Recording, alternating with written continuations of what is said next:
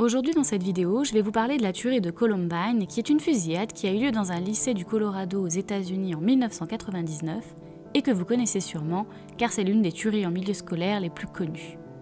Je pense que si cette tuerie a été si connue, c'est parce qu'à l'époque c'était pas si habituel les tueries et c'était la première fois que les médias diffusaient autant d'images d'une histoire pareille. On avait vraiment tout ce qui se passait en direct. Aujourd'hui encore, on peut retrouver beaucoup de photos et de vidéos choquantes que je ne diffuserai pas, mais ça reste une vidéo assez sensible, donc si c'est difficile pour vous, ne regardez pas cette vidéo. Nous sommes dans le comté de Jefferson, dans la ville de Littleton, dans le Columbine High School, le 20 avril 1999. Il fait chaud, les élèves du lycée sont pour certains en cours, d'autres en pause, et vers 11h, deux élèves, Eric Harris et Dylan Klebold, arrivent tout habillés de noir avec de gros sacs. Eric Harris croise son ami Brooke et lui dit de ne pas rester là, qu'il ferait mieux de rentrer chez lui. Eric et Dylan sortent tout à coup des armes de leur sac et tirent en premier sur Rachel Scott et Richard Castaldo, qui sont en train de déjeuner dans l'herbe devant le lycée. Rachel meurt sur le coup, et Richard est gravement blessé. Il perdra d'ailleurs l'usage de ses jambes ce jour-là et aujourd'hui il est en fauteuil roulant. Eric enlève son long manteau, il sort son 9 mm semi-automatique et tire sur 3 personnes. Dylan aussi tire sur toutes les personnes qu'il croise, celles assises dans l'herbe, celles qui circulent. Et depuis la cafétéria, on commence à voir ce qui se passe et on commence à donner l'alerte. Dylan prend la direction de la cafétéria, il va commencer à rentrer dans le lycée. Il tire une deuxième fois sur Lance Kirklin en plein dans le visage, ce qui lui laissera des séquelles à vie. Il se dirige vers Daniel Rohrbourg, qu'il avait déjà blessé et qui rampait pour s'échapper, et il lui tire une balle dans le dos, le tuant sur le coup. Eric tire de son côté, blessant plusieurs personnes, et ils se rejoignent tous les deux dans le couloir. Une professeure d'art plastique, Patty Nilsson, a l'habitude que Dylan et Eric se promènent dans cette tenue pour faire des courts-métrages, et elle les aperçoit sans savoir ce qui se passe, et elle leur dit d'arrêter de jouer parce qu'elle entend quand même du bruit, et Eric tire dans sa direction, et heureusement il la manque. Elle arrive à se réfugier dans la bibliothèque, mais elle est blessée par des éclats de verre, et elle appelle le 911. C'est un appel qui fera le tour des médias, qui est très saisissant. Je vais vous en passer un petit extrait. Jefferson County 911. Yes, I am a teacher at Columbine High School. There is a student here with a gun. He has shot out a window. I believe one thing. I've been Columbine High School. I don't know what's in my shoulder. If it was just a last one through it. Okay, has anybody been injured, ma'am? Yes. Okay. Yes. And the school is in a panic. And I'm in the library. I've got students down under the table, kids. Heads under the table. Kids are screaming. Some of the teachers are, trying to take control. And we need police here. Okay, we're getting them there. Police here. Who is the student, ma'am? I do not know who the student is. Okay. I saw a student outside. I was in hall duty. Oh, dear God. Okay. I was on hall duty. I saw a gun. I said, what's going on out there? And it said, oh, it's probably for video production. It's probably a joke. I said, well, I don't think that's a good idea. And I went walking outside. I think he was there to see what was going on. He turned the gun straight at us and shot. And my God, the window went out. And the kid standing there with me, I think he got hit. Okay. Something in my shoulder. Okay. Oh, God. Stay on the line with me. Oh, God. Hey, kids, just stay down. Do we know where he's at? I'm sorry? Do we know? Smoke is coming in from out there, and I'm a little afraid. The gun is right outside the library door, okay? I don't think I'm going to go out there. Okay, you're at Columbine High School? I got 3 children. Okay, we got it. Okay? I'm not going to go to the door to shut the door, okay? Oh, my God, that was really close. That just rattled me. Okay. I'm really I think he's What's your name, ma'am? My name is Patty. Patty? He's yelling everybody get up right now. He's in the library. He's saying everybody get up right now. Okay. He's in the library. Oh, I have him in the library. Voilà, cet appel est assez difficile, d'autant plus qu'on entend Eric et Dylan pousser des cris de joie pendant qu'ils tirent sur les gens. Assez rapidement, vers 11h20, un policier arrive sur les lieux et il échange des tirs avec Eric et Dylan. Lorsque le policier est à court de munitions, Eric et Dylan entrent dans l'école et dans les couloirs et ils tirent sur toutes les personnes qu'ils croisent. Dave Sanders, un professeur qui était en train de donner l'alerte dans toutes les salles, Il aurait pu sortir, se sauver, mais il a vraiment pris le temps d'aller prévenir tout le monde. Et malheureusement, c'est ce qui causera sa perte, puisqu'il décédera vers 15 h d'une hémorragie. À 11h29, 52 élèves se cachent dans la bibliothèque sous les tables, ainsi que 2 professeurs, dont Patty Nielsen, et une scène d'horreur commence dans cette pièce. Eric et Dylan entrent dans la bibliothèque. On entend d'ailleurs dans l'appel au 911 de Patty que Eric hurle à tout le monde de se lever. Puis il commence à éliminer un à un les élèves sous les tables, sans distinction de qui est qui. C'est vraiment une exécution. Il demande parfois à certaines personnes si elles croient en Dieu, qu'elles répondent oui ou non. De toute façon, il les exécute.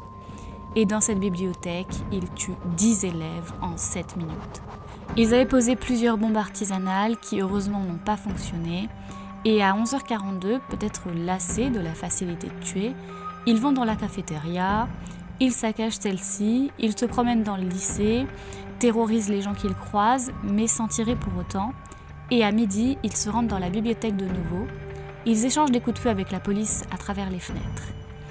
À 12h08, Eric tire avec le pistolet une balle dans la tête de Dylan. Il prend le fusil à pompe et se tire une balle dans la bouche. À 13h09, enfin, une équipe d'intervention entre dans le lycée et ne peut que constater les décès, les blessés et des élèves et professeurs cachés dans des salles qui peuvent enfin sortir. Et c'est seulement à 15h09 qu'ils trouvent les corps des tireurs dans la bibliothèque. La tuerie a fait 27 blessés et 13 morts, plus les 2 tireurs. C'est donc 15 cadavres qui sont retirés peu à peu de l'école, sous la consternation des élèves, des parents devant l'école. C'est vraiment devant l'école un attroupement de journalistes, d'élèves, de professeurs, de parents en pleurs, horrifiés, et tout est transmis en direct. Il y a des scènes absolument choquantes de personnes blessées qui sortent, des gens qui se prennent dans les bras, qui se retrouvent, des parents soulagés de retrouver leur enfant en vie. C'est vraiment des scènes qui ont marqué dans les médias et qui, je pense, a contribué à faire que cette tuerie soit aussi connue, entre guillemets. Cette histoire a fait grand bruit, ce qui est plutôt normal, et il y a eu beaucoup de polémiques puisque les protagonistes écoutaient du métal et jouaient aux jeux vidéo. Alors on cherchait à trouver des coupables faciles finalement, je vois un peu ça comme ça.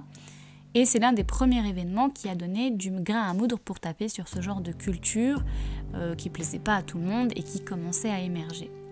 Mais en étudiant le profil des 2 meurtriers, on constate surtout qu'ils étaient remplis de colère, surtout Eric, et de dépression plutôt face à un contexte donc social, plutôt que des histoires de goût, de musique et de jeux vidéo.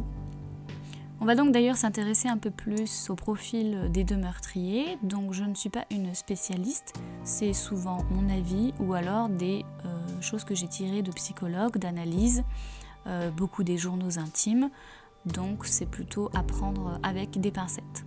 Dylan Klebold, quand il était enfant, c'était plutôt un bon élève, bien élevé, assez discret, rien de particulier.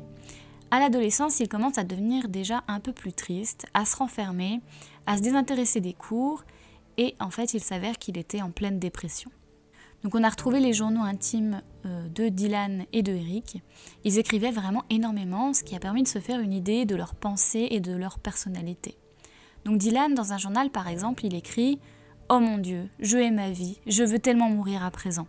Voyons voir ce que j'ai de bien. Une famille gentille, une belle maison, de la nourriture, quelques bons amis et des biens matériels. Ce qui ne va pas. Pas de fille amie ou petite amie, pas beaucoup d'amis, personne qui m'accepte alors que je veux être acceptée, le fait que je sois mauvais et que je me fais intimider dans n'importe quel sport, le fait que je sois bizarre et timide, gros problème. Le fait que j'ai des mauvaises notes, aucune ambition dans la vie, c'est le gros problème. » Je vous mets un lien en barre d'infos avec les journaux. Donc dans ces journaux, Dylan parle beaucoup des filles, qu'il aimerait avoir une petite amie, qu'il se sent seul, qu'il aimerait être aimé. En fait, des pensées plutôt banales pour un adolescent, mais il évoque aussi la tuerie et la peur qu'Eric s'éloigne de lui. Il était très ami avec Eric Harris, mais il semble qu'Eric avait quand même une influence plutôt néfaste. Avant les faits, ils avaient cambriolé une camionnette pour voler des appareils électroniques et ils avaient été condamnés à des travaux d'intérêt. La mère de Dylan pensait que c'était une petite bêtise d'adolescent et elle aurait jamais imaginé que son fils allait faire ce qu'il a fait. À part cette histoire de camionnette, c'était quelqu'un de très calme, qui n'avait pas vraiment de problème. C'est pourquoi, dès que cette histoire s'est tassée, elle ne fouillait plus sa chambre et elle le laissait plutôt tranquille. On sait maintenant qu'il cachait des armes, mais bon, il ne pouvait pas le savoir.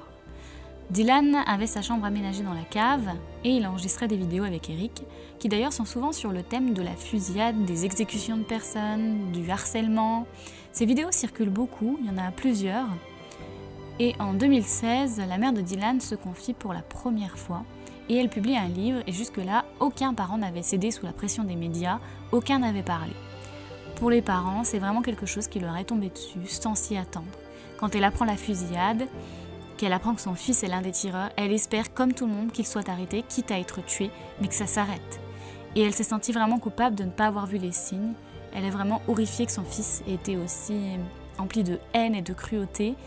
Et elle avait malheureusement son attention qui était retenue sur son premier fils, qui avait des problèmes de drogue. Et elle n'a pas vu la dépression de Dylan. Elle avait quand même refusé de lui acheter une arme pour Noël, mais Eric et Dylan ont réussi à se procurer les armes par le biais de leur ami Robin Anderson.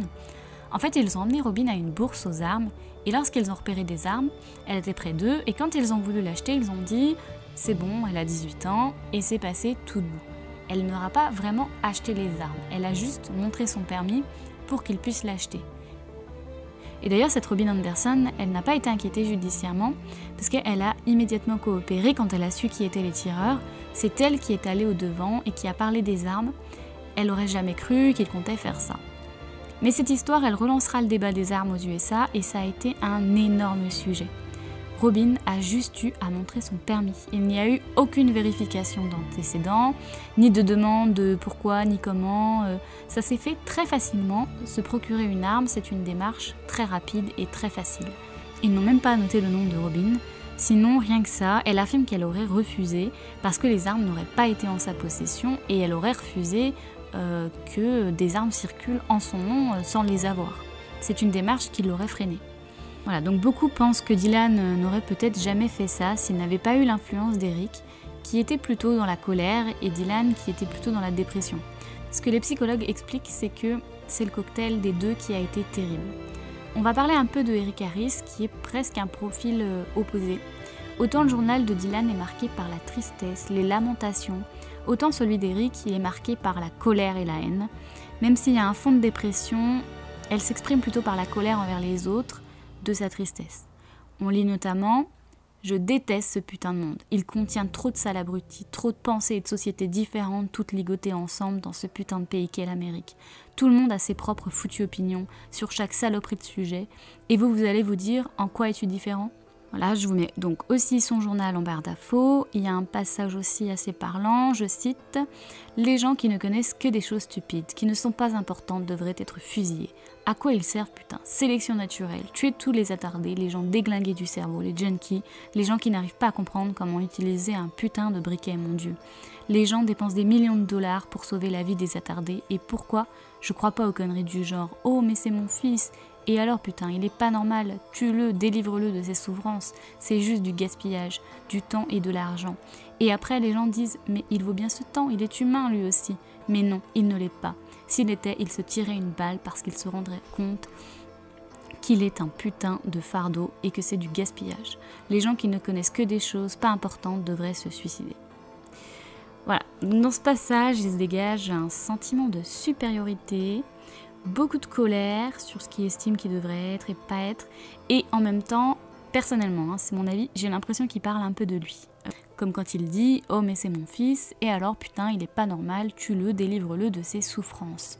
Il y a, je sais pas, dans ce passage, moi j'ai l'impression qu'il parle de lui, bizarrement. En tout cas, les deux dans les journaux, ils ont l'air de se sentir incompris et un peu supérieurs tout en se sentant inférieurs. Ils étaient aussi moqués par les sportifs, même s'ils n'étaient pas vraiment des parias, ils étaient un peu moqués et considérés comme des outsiders. Alors ce qui me frappe moi dans les journaux aussi, c'est que parfois on a l'impression d'un raisonnement construit, intelligent, et après ça part un peu dans tous les sens, on perd le fil et on n'est plus du tout dans le objectif et dans le fil qui se suit. Chez Eric, j'ai vraiment l'impression d'un manque de repères, d'être complètement perdu. Il parle de ce qui est censé être normal, que les règles instaurées sont stupides, que quand il commettra l'attaque, on dira que c'est mal parce que, je cite donc dans son journal, quand je me la jouerai NBK, donc il parle du film Natural Born Killer, c'est un peu un raccourci pour parler du massacre, qui est prévu, et que les gens diront des choses comme « Oh, c'est tragique, oh, il est fou », je me dis « Et alors, tu crois que c'est une mauvaise chose juste parce que ton papa et ta maman t'ont dit que le sang et la violence étaient mauvais? Tu crois que c'est une putain de loi de la nature? Faux. » Enfin voilà, on a vraiment une volonté de tout remettre en question, le bien, le mal, la société, les règles. Donc Eric, dans son enfance, il a beaucoup déménagé, son père étant pilote dans l'armée, et puis ils ont fini par s'installer au Colorado. Il est devenu ami avec Brooke Brown et avec Dylan. Un épisode avec Brooke montre un peu le caractère d'Eric. Brooke emmenait tout le temps Eric à l'école le matin, mais Eric était tout le temps en retard, donc ils se sont disputés, et Brooke lui a dit qu'il avait qu'à y aller autrement. Eric a pris une brique et il a explosé le pare-brise de Brooke, et après il lui a vraiment fait du harcèlement, il allait poser des pétards près de chez les Brown. Donc les Brown préviennent les parents d'Eric, qui s'excusent, et Eric se calme un peu, mais en fait il met le numéro de Brooke sur son site Doom, qui est donc comme un blog, et des menaces de mort. Les parents de Brooke portent plainte, et à ce moment le père d'Eric commence à écrire dans un journal les problèmes avec son fils. Il y a ensuite eu donc l'épisode de la camionnette, et la mère d'Eric envoie en thérapie Eric pour gérer sa colère, et il prendra même un traitement pour sa colère, et certains accusent le médicament antidépresseur d'avoir contribué à le faire passer à l'acte. Il semblerait d'ailleurs, d'après certains témoignages, qu'il avait brutalement arrêté le traitement quelque temps avant la fusillade. Personnellement, je ne suis pas convaincue qu'un médicament vous fait passer le cap, mais oui, ça peut peut-être contribuer un peu. Je vous conseille le reportage de Michael Moore, Bowling for Columbine, qui est vraiment bien. Voilà, je vous laisse tout saigner en barre d'infos et me dire vos retours un peu sur cette histoire en commentaire. Quand on voit aujourd'hui le nombre de tueries aux États-Unis, c'est vraiment un sujet qui n'est pas du passé malheureusement. Donc voilà, je vous laisse et j'espère que cette vidéo vous a intéressé. N'hésitez pas à vous abonner et je vous dis à bientôt pour une prochaine vidéo. Ciao!